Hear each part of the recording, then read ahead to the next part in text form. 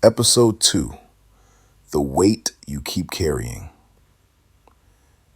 The email arrived at 6:11 a.m.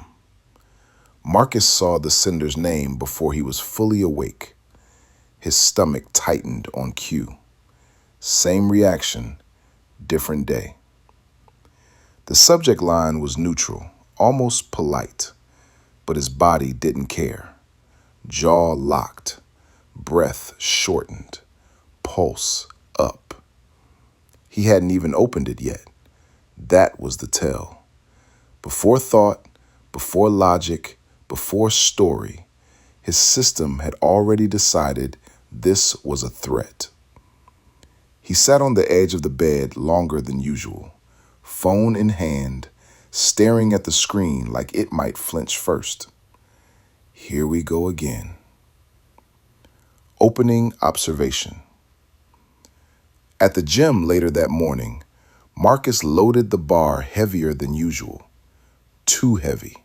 He knew it. Did it anyway. First rep, ugly. Second rep, worse. Third rep, strain, no control. His lower back protested, loudly. He racked the weight and stood there, hands on knees, breathing hard, not from effort, but from frustration. A guy nearby shook his head and said, half joking, "Man, you don't get extra points for suffering."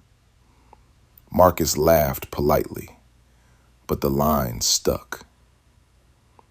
Rising friction. The rest of the day followed the same pattern. At work, Marcus took on tasks he didn't need to, corrected problems that weren't his, stayed late just in case. By the time he got home, he was exhausted and resentful. Elena noticed immediately. "You're doing that thing again," she said while chopping vegetables. "What thing?" Marcus asked, already defensive. "Carrying everything, then acting like no one appreciates you for it." Silence stretched between them. Marcus wanted to say, "Someone has to be responsible." Wanted to say, "If I don't do it, it falls apart." Wanted to say, "This is what being a man looks like." Instead, he heard himself say, "I don't know how to stop." That surprised both of them. Moment of awareness. That night, Marcus sat with his notebook open, the page blank longer than usual. Then he wrote, "What am I holding that isn't mine?" The answer came fast, too fast. Other people's expectations, other people's mistakes, future problems that hadn't happened yet, old grievances he never addressed. He realized something uncomfortable.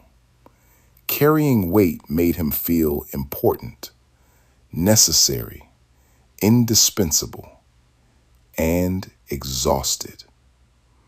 The problem wasn't responsibility. It was attachment. He wasn't lifting to build strength anymore. He was lifting to prove worth. Alignment and adjustment.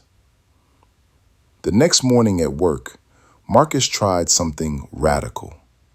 He paused. When an issue came up that wasn't his lane, he asked a question instead of taking over. When a deadline shifted, he clarified instead of absorbing the pressure silently. When his boss delegated, Marcus accepted the task, but not the emotional baggage wrapped around it. Nothing collapsed. No one panicked. The world didn't end. At the gym that evening, he stripped weight off the bar, focused on form, controlled the descent, owned the movement. The lift felt lighter but stronger. Same muscles, better mechanics. Rhythm reveals itself. By midweek, resistance showed up. Old habits pulled at him. The urge to step in, fix, rescue, overfunction. He noticed the cycle. Build tension, carry too much, burn out, withdraw, repeat. This time, instead of fighting it, he planned around it. He scheduled space. He rested without justifying it. He addressed small issues before they compounded. The pendulum still swung, but it didn't knock him off balance. Cause, effect, and a quiet shift. Friday night, Elena said something simple over dinner. "You're different this week." "Good or bad?" Marcus asked. "Calmer," she said. "Like you're here, but not braced for impact." Marcus nodded. He felt it too. Less weight, more presence. He hadn't done more, he had done less on purpose. Resolution with consequence.